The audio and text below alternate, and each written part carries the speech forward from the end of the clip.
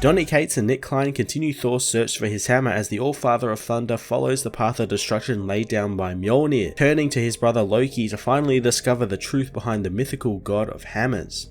Donny Cates continues to build up his God of Hammers story arc in the second installment of the arc, which follows the carnage that the hammer seems to be wreaking across the 10 realms, and in turn making everyone believe that Thor is the one behind these killings and that Asgard is at war with everyone, which in turn complicates Thor's already turbulent rule even more. Of course, Thor and his tired relationship with his father is a central piece of this issue. Being all of this, or at least most of this, actually stems from Odin's inability to face his own problems of his own making, and I thoroughly enjoyed Thor finally confronting him about it all. Norse mythology is rife with family drama, and Cates embracing that for large chunks of his run has been an absolute highlight for me. I really enjoy it, and I like that it's a different type of action than what we're used to getting with Thor, which is usually him battling monsters and stuff, and we get a good big chunk of that as well, but I like that it's mostly family drama. On top of that, we finally learn who the God of Hammers is, and surprise surprise, it's literally Mjolnir, something I'm sure many people guess, so I'm looking forward to it and Thor sorting out their problems with one another.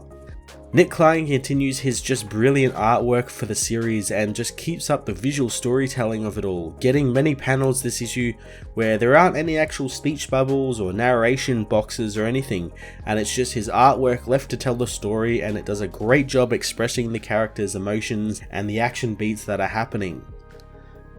Thor issue 20 continued the God of Hammers story arc with more fantastic Thor family drama, a little bit of action, and a big reveal that leads to some more questions being asked of the book. Questions I'm very much excited to get over in the next issue. I'm going to give this issue a 10 out of 10.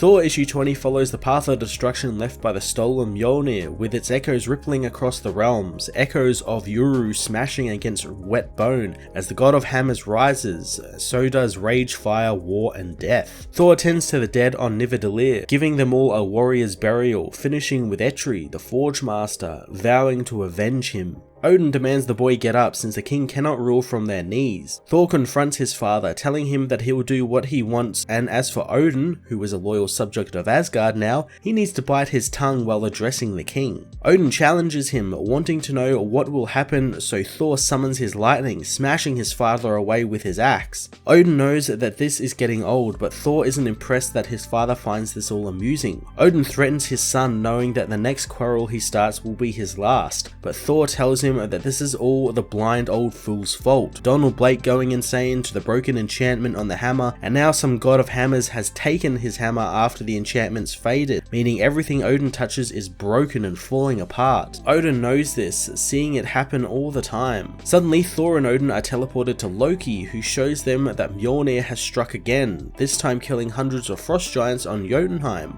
Loki remembers that Thor said to him that there will be peace or there will be thunder, but there is no peace now.